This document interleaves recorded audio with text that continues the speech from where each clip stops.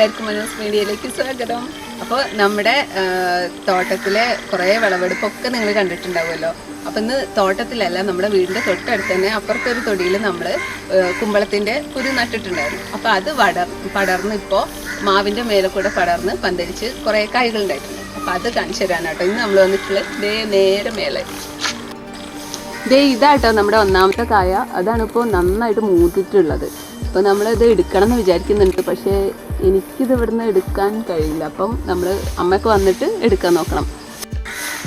ഈ കുമ്പളം മൂത്തോന്ന് അറിയാൻ അതിൻ്റെ മേലെ കൂടെ നിറയെ വെള്ള പൊടികൾ ഇപ്പോൾ നിങ്ങൾക്ക് കാണുമ്പോൾ തന്നെ മനസ്സിലാവും. ഒരു വെളുത്ത കളറുണ്ടല്ലോ, ആ പൊടി വന്നാലാണ് അത് മൂത്ത് നമുക്ക് മനസ്സിലാക്കാൻ പറ്റുക കേട്ടോ. അപ്പം അതിൻ്റെ അപ്പുറത്തൊക്കെ ഉണ്ട്. ഇതാ അവിടെ ഒരെണ്ണം ഉണ്ട്, അതും ഏകദേശമൊക്കെ മൂത്ത് വന്നിട്ടുണ്ട്.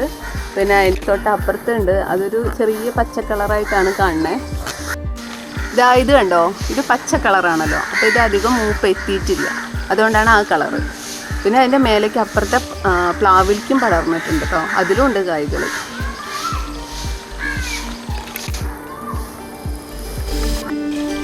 ഇപ്പം നിങ്ങൾ മാവിൽ പടർന്നത് കണ്ടില്ല, അതേപോലെ തന്നെ ഇവിടെ പ്ലാവിലും പടർന്നിട്ടുണ്ട്.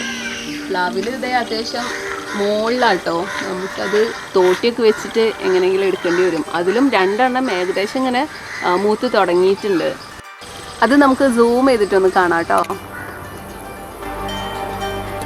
ഒരു വെള്ളപ്പൊടിയായിട്ട് ഇങ്ങനെ ഇപ്പോൾ തുടങ്ങി മൂത്ത് വരുന്നതാണ് അതിൻ്റെ ലക്ഷണം.